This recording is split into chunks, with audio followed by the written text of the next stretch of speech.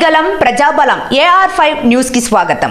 శ్రీ సత్యసాయి జిల్లా హిందూపురం కోటిపి గ్రామానికి చెందిన బాలకృష్ణ పుట్టినరోజు సందర్భంగా వినూత్నంగా ఆలోచించి హిందూపురం మండలం సత్యనారాయణపేటకి చెందిన చైత్ర గారు గత సంవత్సరం క్రితం బ్రెయిన్ ట్యూమర్ వ్యాధితో బాధపడుతున్నారు. ప్రస్తుతం 2 పిల్లలతో కటిక పేదరికంతో నిస్సహాయక స్థితిలో ఉన్న చైత్ర గారి కుటుంబానికి AHO ఫౌండేషన్ సేవా సంస్థ ద్వారా 8,200 రూపాయలతో పాటు 2 నెలలకు సరిపడే నిత్య అవసర సరుకులు అందించడం జరిగింది. పుట్టినరోజు అంటే హంగులు ఆర్భాటంతో ఉండే ఈ రోజుల్లో ఇంత గొప్పగా వినూత్నంగా ఆలోచించి ఒక కుటుంబానికి వెలుగునిచ్చిన AHO ఫౌండేషన్ సేవా సంస్థ సభ్యులకు మా ప్రత్యేకమైన ధన్యవాదాలు తెలియజేయడం జరిగింది. ఈ కార్యక్రమంలో పాల్గొన్న KB Shankar SC/ST monitoring member గారికి, అలాగే Venkatesh, Kotipi Krishna, enlight college teachers Chandu Pasha, AR5 news TV CEO team సభ్యులు బాలాజీ, మహేష్ వారికి మా ప్రత్యేక ధన్యవాదములు. అది అన్న స్టోర్ స్టార్ట్ అయ్యి 6 ఇయర్స్ ఇంకా 6 ఇయర్స్ నుంచి అప్పుడు ఇంకా ఇప్పుడు 6 మంత్ ఇంకా వస్తుంటది బిడ్స్.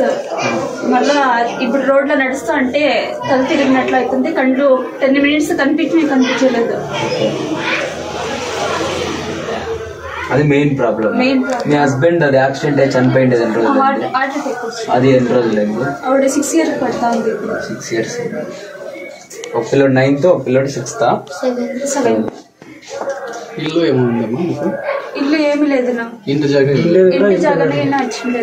బాడీ ఇంట్లో ఉన్నా. బాడీ ఇంట్లో ఎంత దీనికి రెంట్? 2,000.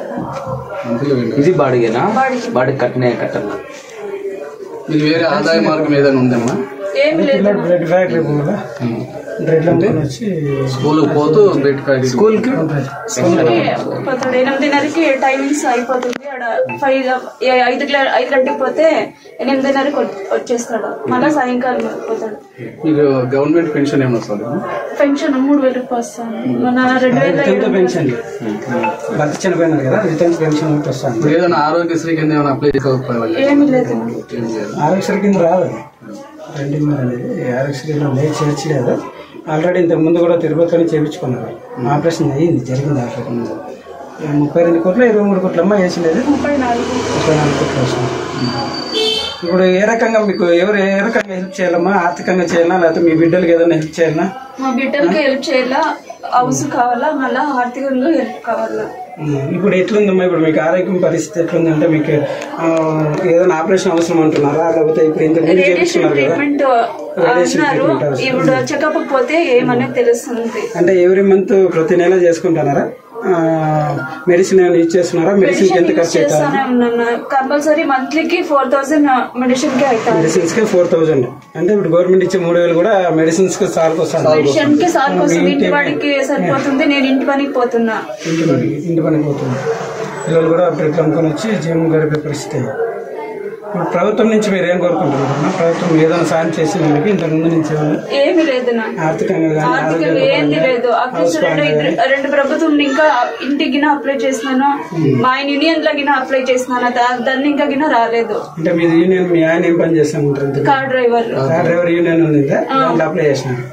కార్ డ్రైవర్ల యూనియన్ దాంట్లో కూడా రాలేదు. 2 ప్రభుత్వాల్లో కూడా రాలేదు. ఇప్పటి నుంచి 2014 నుంచి రాలేదు. ఇప్పటి వరకు మీకు ఎటువంటి ప్రభుత్వం నుంచి ఇంటి జాగా గానీ నివాస స్థలం గానీ ఏది అయితే వాలంటీర్ దగ్గర అప్లై చేసింది. అప్పటికి రాలేదు. ఏమన్నారు? మళ్ళా ప్రభుత్వంలో మళ్ళీ అప్లై చేయండి అంటున్నారు. మీరు ఉన్నతాధికారుల దృష్టికి ఎప్పుడైనా పోయినారా? ఎవరు లేరు, నాకు పోలేదు. ఉన్నతాధికారుల దృష్టికి పోయింటారు, పోయిన MRO స్థాయి వరకు పోయింటారు. మున్సిపల్ ఆఫీస్ దగ్గర పోయినాను, తాలూకా ఆఫీస్ దగ్గర పోయినాను. తీసుకున్నారు. సర్లేమా మేము చూసుకుంటాము అన్నారు. అంతే. నెక్స్ట్ ఏం పోలేదు. కలెక్టర్ గారు నేను కలిసలేదమ్మా. ఫ్యామిలీ ఏం లేదు. ఏం లేదు, MROతో మాట్లాడిచి గదురుకుంటారు. మీరు వాళ్ళతో వీళ్ళతో ఫోన్ చేపిస్తే అయ్యలేదు అంటారు. ఫోన్ చేయలేదన్నప్పుడు నువ్వు వాళ్ళ పైన అధికారులతో ఇప్పుడు మన దీపిక వచ్చినప్పుడు అప్పటికినా ఒక ముస్లాం అడిగితే నాకు ఇన్నేళ్ళు అయితే ఇప్పటికినా నేను సింగిల్ గా బతుకుతాను, ఇల్లు లేదు అంటే ఇల్లు సర్దుకునేకి అవుతుందమ్మా అని అన్నారు. అంటే ఎలా మాట్లాడుంటారులే, సరే మీతో వాళ్ళతో మాట్లాడిద్దాము, అధికారుల దృష్టికి తీసుకుని పోదాం.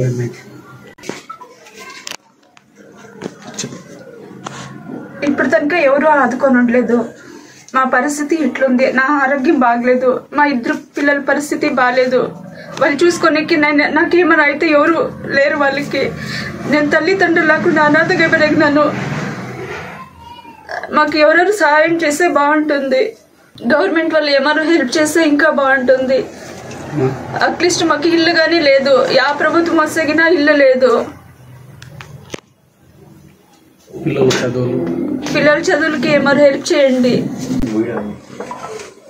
అట్లీస్ట్ ఇల్లు గడపడానికి టాబ్లెట్ కానీ సర్దుకోనికి అమౌంట్ అడ్జస్ట్ అవుతుండలేదు. అందుకనేసి ఇంట్లో పనికి పోయి బతుకుతున్నాను.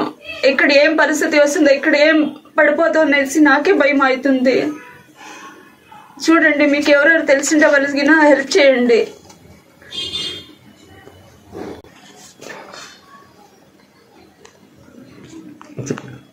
$3,000 వస్తాండే పెన్షన్ ఏంటికి సరిపోతా ఉండలేదు. మాకు రెంట్కే 2,000 అవుతుంది. ఇంటి బాడిగలో ఉన్నాము. గవర్నమెంట్ ఇంకా ఏం ఆదుపులో లేదు. అట్లీస్ట్ ఒక ఇల్లు కానీ ఏమీ లేదు. ఎవరెవరు దాతలు ఉంటే దయచేసి సహాయం చేయండి.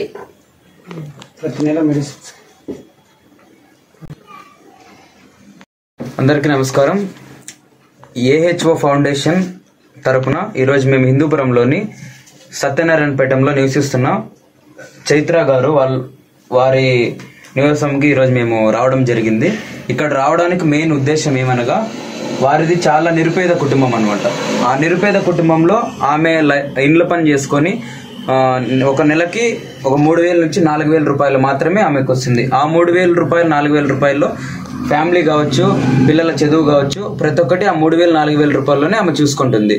కాబట్టి వాళ్ళ యొక్క ఫ్యామిలీ అనేది చాలా ఆర్థికంగా ఇబ్బంది పడుతున్నారు. కాబట్టి మేము కూడా ఏహెచ్ఓ ఫౌండేషన్ తరపు నుంచి ఈ రోజు ఇక్కడికి వచ్చి ఏదో కొద్దిగా మా తరపున మేము ఫండ్స్ కలెక్ట్ చేసి వారికి ఒక 8,200 రూపాయలు అమౌంట్, అలాగే కొద్దిగా నిత్యావసర సరుకులు ఇవ్వడం జరిగింది. ఇలాగే ఇంకా ఎవరైనా దాతలు ముందరకు వచ్చి వాళ్ళకి హెల్ప్ చేస్తారని మేము మనస్ఫూర్తిగా కోరుకుంటున్నాం.